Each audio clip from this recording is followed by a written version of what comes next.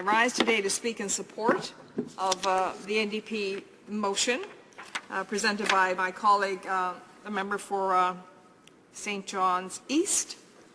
And of course, this is an issue that all of us from Newfoundland and Labrador have addressed on numerous occasions because of our knowledge of how important search and rescue is to not only Newfoundland and Labrador, but to anyone who has need to access search and rescue services when they travel on the ocean around our province.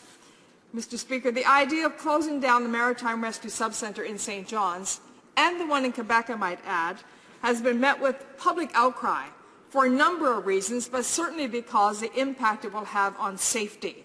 And the work of MRSC St. John's in Quebec, when it closes in a year, because Quebec has been given a year reprieve, will be consolidated and delivered by the Joint Rescue Coordination Centres in Halifax and Trenton. However, given their already heavy caseload and the small number of search and rescue coordinators at these centres, it is unlikely they will be able to handle the increased workload caused by the St. John's and Quebec City closures. Now let me just speak to the Maritime Rescue Subcentre in St. John's. On average, this centre has overseen 500 calls a year, many of them distress calls, resulting in approximately 600 lives saved annually. Now, we're talking about life and death situations here.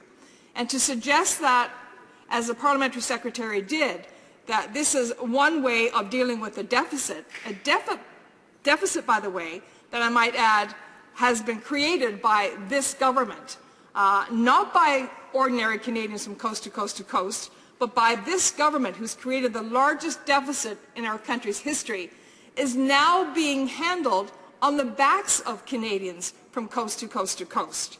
And the problem we have with that, Mr. Speaker, is that they're really putting safety on the back burner while trying to deal with the deficit. And the reality is that in Newfoundland and Labrador in particular, we have so many coves and harbors, places where local knowledge is really important, local expertise is really important, and local knowledge of the dialect is critical. We've had examples, in fact, where people have been out and they've made a distress call, and the sound, their dialect is such that at times, if you weren't familiar with the place names, you would have a hard time recognizing where it is actually they were located and needed to be rescued. So to suggest that you can just take the positions out of Newfoundland and Labrador, move them to Halifax or to Trenton, and bear in mind that none of the search and rescue coordinators who work at the centre in St. John's, Newfoundland, are actually moving to either Trenton or Halifax, so that local knowledge and expertise and appreciation and understanding of the dialect is not moving. It is not going to be in Halifax, and it's not going to be in Quebec. And we have another issue, of course, in Quebec, because we have the French language, and my understanding, in fact, is that at this point in time, they're having difficulty finding coordinators who can speak French. And on another front, they're also downgrading the qualifications. People that would have been expected to come with very high qualifications prior to the closure of the Maritime Rescue Subcentre in St. John's and the one in Quebec are now being employed with many fewer qualifications. This is a serious issue, Mr. Speaker, and it's one that I speak to because I know the public outcry, and I know that people are naturally nervous. And when I say it's a Maritime Rescue Subcentre in St. John's in Newfoundland, this doesn't only apply to Newfoundlanders and Labradorians. Don't forget, Newfoundland is now an oil-producing province. So off our shores, we have oil platforms. And there are people working on those platforms from every part of this world. So it's not just Newfoundlanders and Labradorians that we're speaking about here. The same with our tourists who are coming from all over the world. When we talk about safety, it is their safety that's being put in peril as well.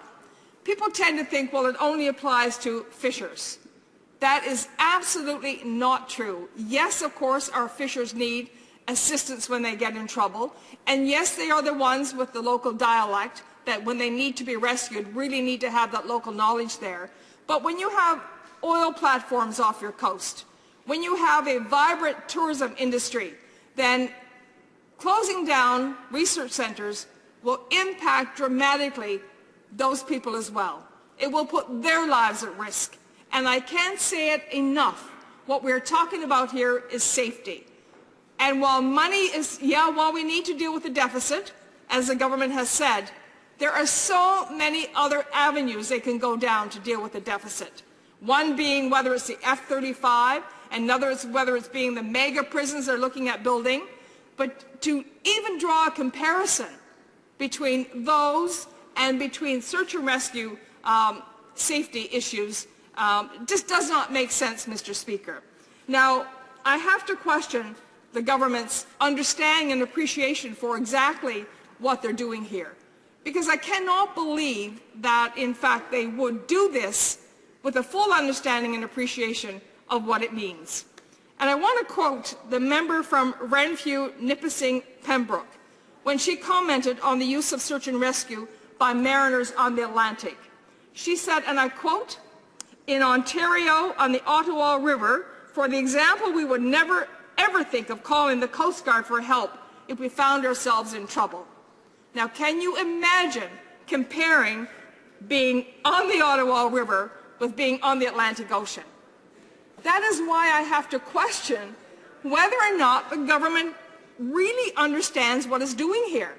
If this is an example, because if you're out on the Ottawa River, you would never think of calling the Coast Guard. You'd help yourself. I'd love to see this member out in the middle of the North Atlantic, looking to be rescued, but saying, no, we're not going to call the Coast Guard, we're going to help ourselves. No understanding, no appreciation of the volatility, of what the weather can be like. It can change in a minute, and this is what people are exposed to when they're on the North Atlantic. This is what people experience when they're out there fishing. This is what people experience when they're out on the oil platforms, and this is what people experience sometimes when they're traveling on Marine Atlantic and they're stuck trying to get into port, or they can't leave North Sydney to go to Newfoundland and Labrador because the weather conditions are such that they can't cross. They can be out in the middle of the ocean and they'll have to stop because the weather conditions are such. So, Mr. Speaker, it just doesn't make sense to me. So when I hear a quote like that from a member of the government, I have to wonder where the advice is coming from, and then, of course, maybe that's where it's coming from. Maybe there are others in the government who think that way, who have no idea of the role of search and rescue, who have no understanding of what it's like to be in distress, who have no idea of what it's like to travel on the Atlantic Ocean. But whoever's making the decisions, Mr. Speaker, I'm making a plea.